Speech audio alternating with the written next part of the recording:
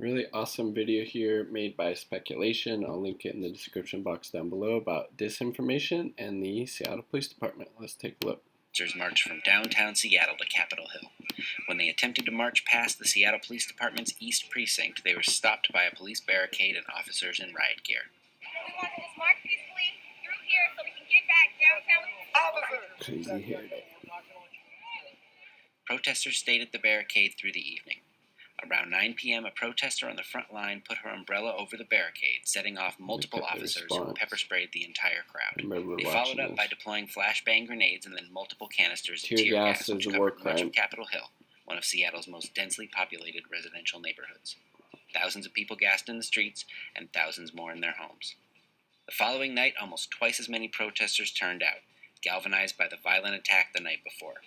The outcome was the same. Seattle police deployed tear gas, shot rubber bullets in every direction, and turned Capitol Hill into a war zone. You guys see that? Taxpayer dollars, hard work. $400 million a year SPD gets. Like clockwork, the following night, even more people turned out. By this point, Seattle's brutal overreaction to nonviolent protesters had become a PR nightmare. Jenny Durkin hosted a last-minute meeting of local black organizers, including Nikita Oliver, who presented the mayor with three specific demands: defund the Seattle Police Department by at least 50%, reinvest in communities, and free all the protesters without pressing charges. 2 days later, while protests were still taking place outside the police barricade, Seattle police violently arrested a woman named Laura Eberhardt, pepper spraying her while her small child was in her car. They claimed she had assaulted multiple officers several nights prior while police were launching their tear gas attack. An officer showed a wound which he claimed was proof of the assault. More than a dozen officers showed up to make this very public arrest in what appeared to be a retaliatory show of force against protesters. Days later, it would be revealed that Seattle police went through Eberhardt's social media and found this Star Wars meme that she had posted featuring a quote from Woody Guthrie. They used it as proof she intended to murder police with her car. She was eventually released without being charged. People's social media. The next night, Seattle police were positioned on a rooftop above protesters with a large scoped rifle shining green lasers down at the crowd. In return, a few people on the ground were pointing red lasers back at them. Police claim that a protester threw an incendiary device at police earlier in the day, but the pictures they released clearly and you can tell it was a candle because it has a label that says candle. It was a tense night, but ultimately ended peacefully.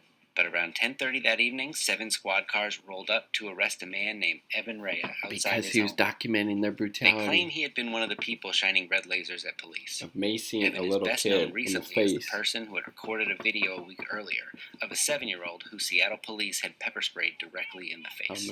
Just like Laura Eberhardt, the protester they'd arrested the day before, Evan was released without charges a few days after his arrest. Late the following night, a couple dozen protesters crossed the barricade and started hanging out about 20 feet from the police line. After several tense minutes, Seattle police sent down 2 unarmed liaisons to talk with the protesters. What followed was an honest and personal dialogue between police and youth from the community. It was the first change in posture from the department in almost a week, and a sign that the violence against protesters might be coming to an end.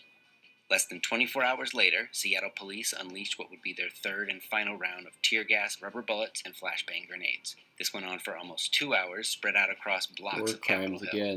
During the attack, an unarmed woman stood in the middle of the street, hands in the air, far from the police line. Video shows police taking aim at her and then flashbanging her directly in the chest. She falls to the ground and dozens of unarmed protesters rush to get her to safety. And then they target Over the next several minutes, her heart stops multiple times as medics attempt to get her to a hospital. The entire time, the medics and their equipment are being intentionally targeted by Seattle police with rubber bullets, gas, and flashbang grenades. By the following morning, the city's PR nightmare was in full swing, and the decision was made for police to abandon the East Precinct. It's still unclear who made that decision. Both the mayor and police chief denied they made the call. But on their way out of the precinct, police did take the opportunity to tell local media that they had, quote, credible information that protesters planned to burn down the precinct. To that end, they stationed SWAT and other militarized police equipment at several locations in the immediate area, clearly anticipating the precinct would be destroyed. Despite SPD's insistence, the protesters aimed to burn down the precinct. The very first thing the protesters did when the barricades came down was to finish the march past the precinct, as they had planned to do a week earlier. The precinct was never burned down. In fact, protesters set up a stage near the front steps and used the space for public meetings and speeches by community. But the relief was short-lived.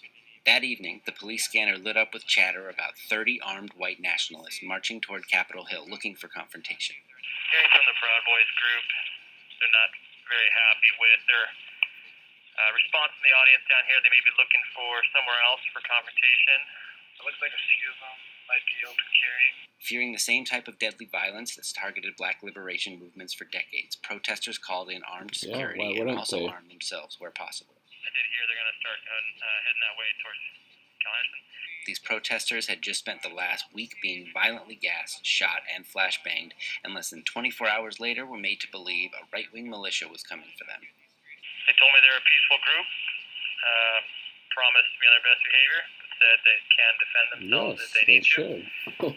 The White Nationalist March turned out to be a hoax, perpetrated by several Seattle police officers, likely meant to terrorize protesters, further inflame racial tensions, and foment violence.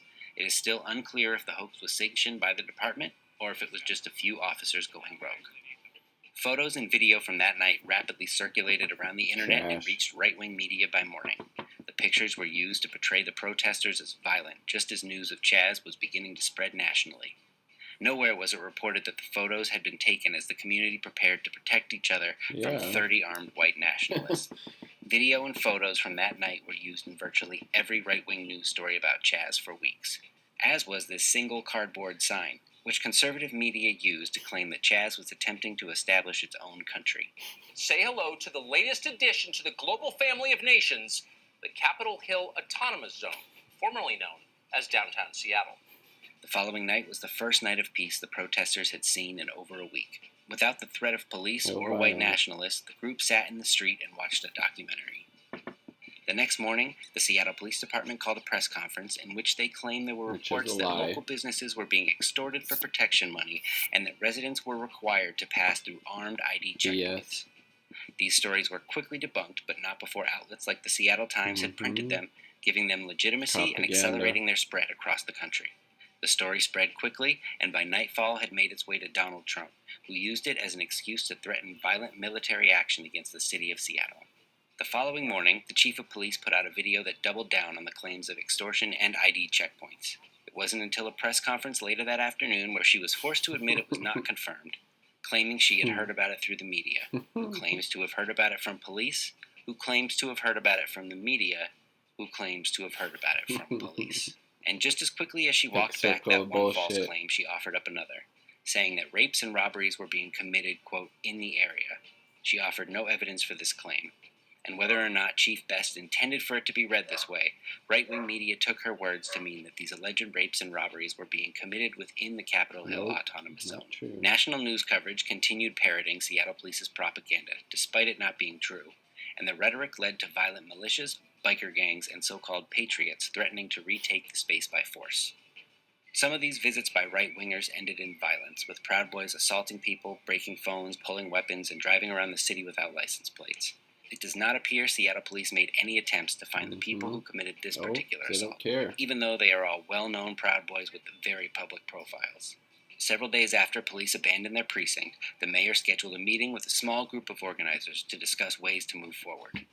Very few of the organizers invited by the mayor had experience or deep ties to the community, and the meeting seemed to intentionally leave out a bunch of established organizations who had been working on these issues for decades.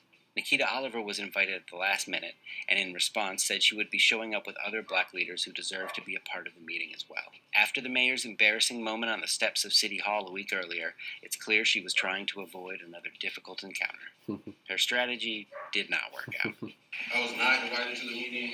I was not invited to this meeting. I also was not invited to this meeting. I was not invited, but I didn't think I needed to be invited. I was not invited to the meeting. I was not invited to this meeting. I didn't get invited. I definitely wasn't invited to the meeting. Around 2 a.m. on Saturday, June 20th, following a day-long celebration of Juneteenth, a fight broke out at the CHOP. The fight escalated into gunshots, leaving one man dead. A half hour later, another person was shot just outside the CHOP. A few hours later, Seattle Police Union President Mike Solon went on Fox News to misrepresent what had happened, and the Seattle Police Department released a wildly misleading report, claiming a violent crowd had prevented them from entering the scene, which prevented the paramedics from reaching the victims. In fact, Seattle Police did not move onto the scene until 21 minutes after the shooting had occurred, At that point, the victim had already been driven to the hospital in the back of a pickup truck. And as for their claim that they were kept from the victim of the second shooting, it took place after police had already returned to their vehicles.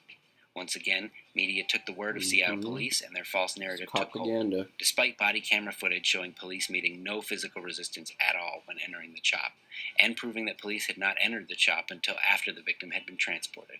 The following Monday, Mayor Durkin and Chief Best held a press conference to announce they would move to close the CHOP. During the press conference, both the mayor and chief repeated the lie that police had been prevented from reaching the victim, and that had protesters not stood in their way, the victim might still be alive. They also made the outlandish claim that they could have saved the victim if they had been allowed to use tear gas on the crowd that night. A few days later, the mayor hastily called a meeting with protesters to hear their demands and to detail the city's plans to dismantle CHOP.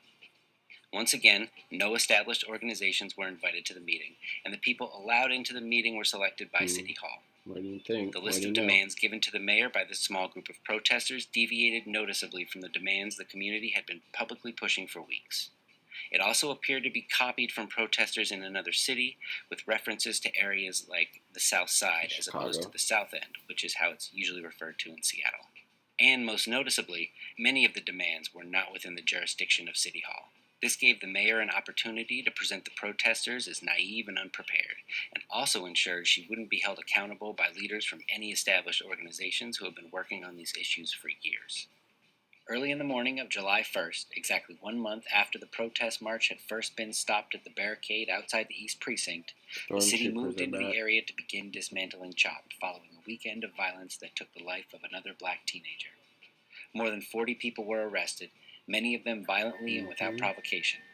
One of the first things Seattle police did after moving into the area was to set up armed ID checkpoints, which lasted for days, and threatened media with arrest if they refused to stop live streaming the event. As of July 1st, CHOP has been completely dismantled, Cal Anderson Park has been swept of tents, and the East Precinct is back under control of the Seattle Police Department. But the protests continue. At every turn, the city of Seattle and its police department have misjudged, slandered, and attacked nonviolent protesters in some of the most brutal ways. They have also engaged in a widespread campaign to deliberately misinform the public they are supposed to serve, exploiting local and right-wing media and putting our city in the crosshairs of a president willing to threaten military action. These failures clearly demonstrate why the department must be defunded, so that those resources can be used to build public safety systems that are accountable to the community. These failures also demonstrate why Mayor Durkin and Chief Best must resign.